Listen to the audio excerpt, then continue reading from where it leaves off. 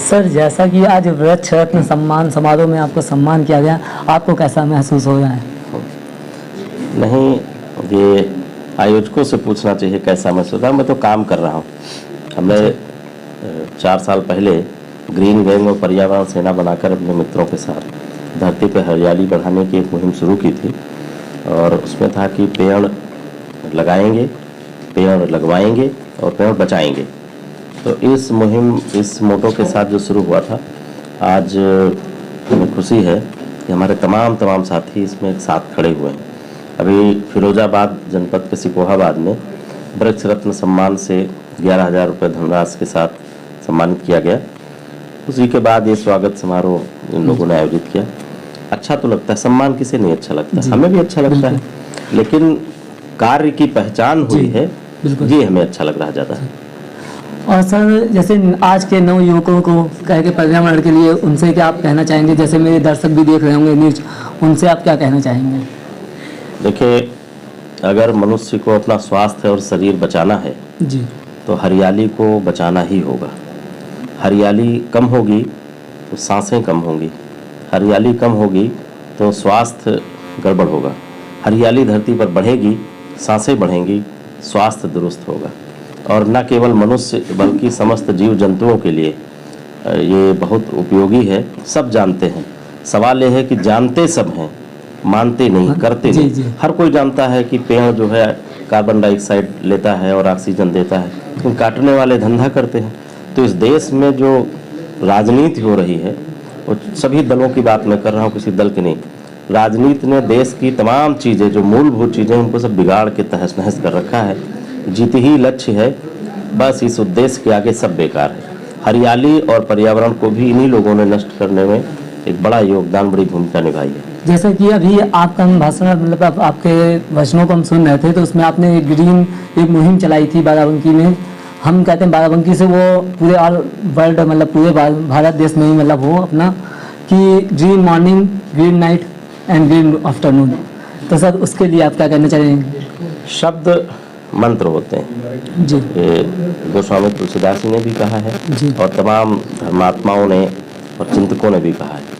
शब्द मंत्र होते हैं, शब्दों से वाक्य बनते हैं। तो ये शब्द ही है जब हम रोज बोलते हैं सुबह शाम, दोपहर शाम को, good morning, good evening, good night. और उसके बदले हमने शुरू किया कि नहीं, ग्रीन मॉर्निंग। हरियाली मुहिम के जो पोषक हैं या जो वृक्ष लगाने के जो अभियान के सैनिक हैं, वे जैसे सेना में जाते हैं तो जय हिंद बुलवाते हैं। जी, आज जय गुरुदेव बाबा के चेले जो जय गुरुदेव बोलते हैं। ये देखिए, भाजपा ने जय श्री राम शुरू किया है, इसी तरह से बीएसपी ने जय भीम शुरू किया है। क्यों? शब्द ही मंत्र होते हैं। ये अंदर की संरचना को, अंदर के विचार प्रवाह को धारा मोड़ते हैं। तो मैंने सोचा जो हरियाली मुहिम से जुड़े लोग हैं वो green morning, green evening, green night बोलेंगे तो अंदर के विचारधारा में एक मोड़ आएगा। और वही जब व्यक्ति अंदर से बदलता है तभी फिर बदलाव दुनिया में दिखाई पड़ते हैं। क्योंकि कोई भी बदलाव सबसे पहले मस्तिष्क में होता है। दुनिया का बड़ा से बड़ा युद्ध सबसे पहले एक मस्तिष्क में ही रूप लेता है। बिल्कुल। फिर उसको आकार देने के लिए सेना जुटती है आदेश प्रदेश से। तो इस विचार के साथ एक नई मुहिम हमने शुरू की कि गुड की जगह ग्रीन बोला जाए। और हमें खुशी है कि बाराबंकी की सीमा से निकलकर प्रदेश और देश के तमाम अंचलों में गुड की जगह green morning, green afternoon, green evening, green night बोला जाने लगा है। जी सर, आपकी कुंडलियाँ जो आपने मतलब रचित करी, उसमें से एक हमें कुंडली बहुत अच्छी लगी। जूता कुछ करके पाए को थी, उसकी तो लाइन समझ नहीं आ रही, आपसे हम सुनना चाह रहे हैं। हमने जैसा कि कुंडलियाँ आपकी मतलब पढ़ी, उसमें से ये कुंडली हमें बहुत अच्छी लगी। जूता रक्षक पैर के, बहुत बड़ा इतिहास, बहुत गजब इतिहास है। उसके बारे में हम आपसे सुनना चाह रहे हैं कुछ पंक्तियाँ। जी धन्यवाद कि एक रचना आपने पसंद की। ये हिंदी साहित्य के इतिहास में गिरधर जी के नाम से ये विधा प्रचलन में आई। गिरधर की कुंडलियाँ नाम से हम लोग पढ़ते आए। तमाम रचनाकारों ने कुंडलियाँ लिखी। मेरे मन में आया कि कुंडलियाँ लिखी जाए। कुंडलियाँ में क्या है कि 6 लाइनों में पूरा एक चैप्टर उसी में आ जाता है। जी। और वो गागर में सागर भरने की क्षमता वाले लोग ही कुंडलियाँ लिख पाते हैं। तो उस पर हमने रिहर्सल किया, अभ्यास किया और अब मैं लिख रहा हूँ। जो आपने कहा है उसको सुनिए। जूता रक्षक पैर के बहुत गजब इतिहास, जूता रक्षक पैर के बहुत गजब इतिहास, लकड़ी से उद्भव हुआ कपड़ा तलक विकास। कपड़ा तलक विकास प्लास्टिक धूम मचाए, कांटा गर्दा धूल कीच से सदा बचाए, कह सारंग कबीराय बढ़े रावण असभूता, निकर पैर से हाथ कभी जब आवे जूता। जी जी जी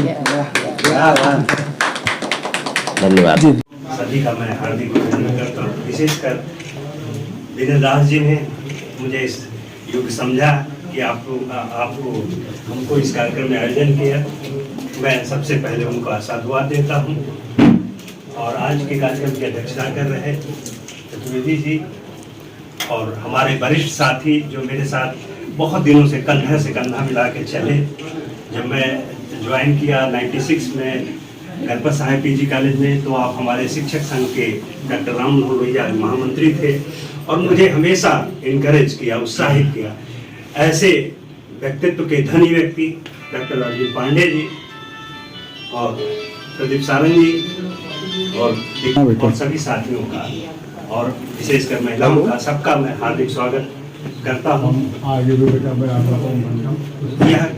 यह सामाजिक दायित्व जो विनय दास जी ने दिया, आज हमारे यहाँ नेशनल वेबिनार चल रहा है 5 से 6, मुझे स्वागत भाषण भी उसमें देना था प्राचार्य होने के नाते।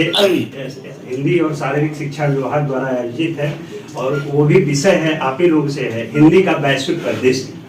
तो अभी हमने यहाँ पहुँच गए, यहाँ शुरू हो गया, तो हमने दूसरे को बोला कि भाई स्वागत आप कर देना, धन्यवाद हम कर देंगे।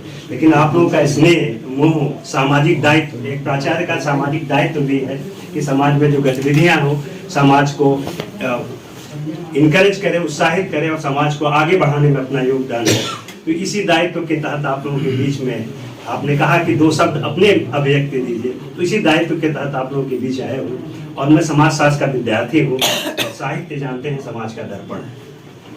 तो बस इतनी बात करके मैं अपनी वाणी को विराम देता हूँ। जय हिंद, जय।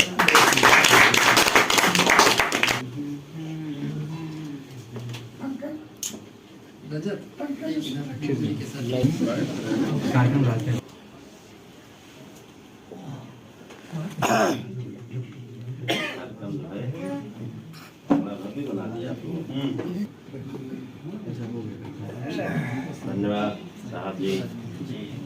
नहीं, हम आपको बुलाएंगे क्यों नहीं, हम आपको सोच रहे थे कि इस आशय के साथ बुलावें कि जनपद के अप्रतिम मूर्ति शिल्पी हैं ये हमारे छोटे भाई, हमारे गांव के पड़ोसी भी हैं। तो मैंने इनको इसलिए बात को रखा था ताकि ये रहे कि ये सनद रहे कि ये हैं भीड़ भाड़ में।